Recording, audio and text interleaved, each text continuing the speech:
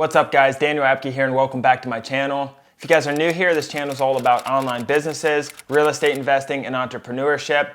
In this video, I'm going to talk about subsidized housing, also known as Section 8 housing. I got started with Section 8 investing a couple years ago and continue to invest in it because of the success I've had. By the end of this video, you'll understand the pros and cons in Section 8 investing and how to get started. Please take a split second to like below and subscribe to my channel for all things online businesses, real estate investing, and entrepreneurship. So what is Section 8?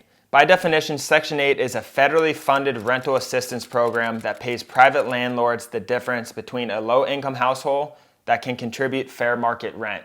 So it's for low-income people that can't pay the full, say it's $1,000, and say the government looks at them and they're making $24,000 a year. The government will say they can pay $300 of that portion, and then what happens is the government will pay the remainder of market rent. So if the remainder market rent's $700, the government will issue a check for $700, and the tenant will stay in there and pay you $300. So my Section 8 housing journey started in 2018 where I bought a 2-unit complex for $85,000. One unit was 1 bedroom, 1 bath, and the other unit was 4 bedrooms, 2 baths.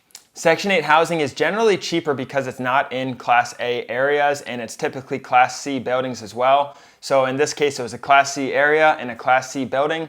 And the general demand for these properties are lower because of those reasons. Section 8 can also be a little bit more difficult to manage. Because of these reasons, you see less demand and you don't get into all the bidding wars that you typically get in today's current market. On the bright side, this property generates about $2,100 a month, and I bought this property for $85,000. After all my expenses and everything else, it nets me over $1,000 of profit and cash flow a month. And for an $85,000 property, seeing $1,000 cash flow a month is an insane ROI. And you can always find a good Section 8 property, so don't use the excuse that there's nothing available or the market's too hot. The hotter the market, the harder you have to look, I agree, but there's always opportunities out there. So how do you get started in Section 8 housing? Step 1, identify a good market for Section 8 housing. Just because the house or multifamily isn't currently being used as Section 8, it doesn't mean it can't be converted. So after going through different inspections and getting it up to Section 8 standards and getting approved for Section 8, you can pretty much make anything a Section 8 housing. You're gonna have to get Section 8 compliant. That's where you get inspections to make sure everything qualifies for Section 8. They'll come and they'll check your whole house with a very thorough inspection, and it can be a tedious process. Step 2. If you're not familiar with the Section 8 area or a good Section 8 potential area, get with a local investor and realtor and try to come up with the best areas and prices. Realtors specialize in this. Make sure they do Section 8 housing and make sure they've done this in the past so they know. I would make sure they're a well-tenured realtor in Section 8 areas. I wouldn't just find some random realtor who sells $1 million houses. Find a realtor that has done this in the past. That's crucial. They'll know pricing better and they'll know the areas.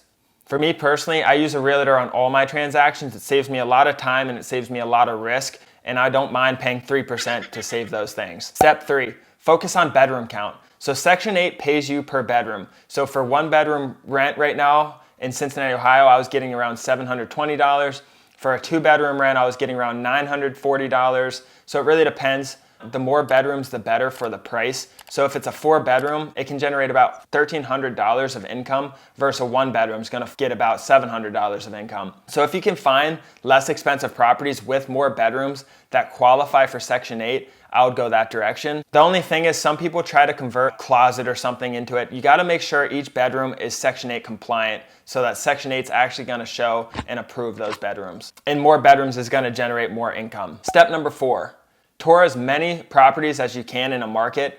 Never jump on the first property unless you feel very, very good about it. I would always look at 5 to 20 properties in person, and I'd analyze about 50 to 100 on the internet and on the MLS. By analyzing these properties and looking at them in person is the only way to get familiar with the market and pricing. Step 5, put in offers that you and your realtor feel very confident in.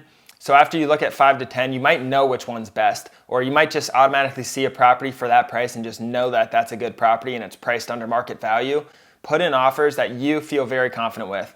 If it's listed for $100,000, but you think it's only worth $90,000, don't put in a $100,000 offer. Buying properties under market value is the easiest and fastest way to gain net worth. So now we covered that, let's go into the pros and cons of Section 8 investing. The first pro is it's great cash flow because you're getting less expensive properties, but you're still getting great market rent from the government. So your return on investment So your return on investment from a cash on cash perspective is very high. Pro number 2, income is guaranteed from the government. They even pay early sometimes. So it's great guaranteed income. You don't need to go chasing rent or nagging tenants every month. The government issues these checks automatically to you.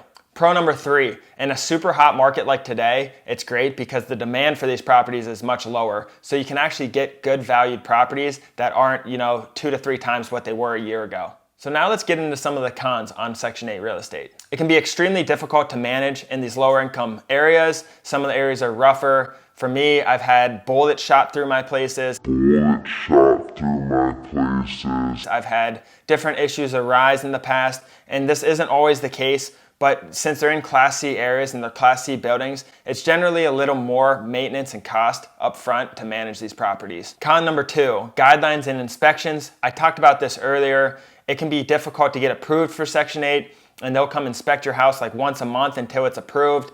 Every 2 years they'll come and they'll have a new inspection, and you gotta make sure everything's compliant, and they'll check anything from like a screen on a window or handrail on steps. There's different things and requirements, so I would look at your local guidelines for that, but it can be a tedious process. The more experience you get with this, the easier it gets over time because you know what they're looking for. Con number 3, lower appreciation. So it's a trade-off. You get really heavy cash flow and great return on investment from a cash perspective, but you get less appreciation over time. So if you're looking to quit your job or quit your 9 to 5, whatever it may be, this could be a great opportunity because you get more cash up front.